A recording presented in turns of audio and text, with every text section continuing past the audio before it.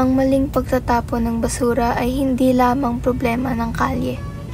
Problema ito ng kalikasan, ng kalusugan at ng ating kinabukasan.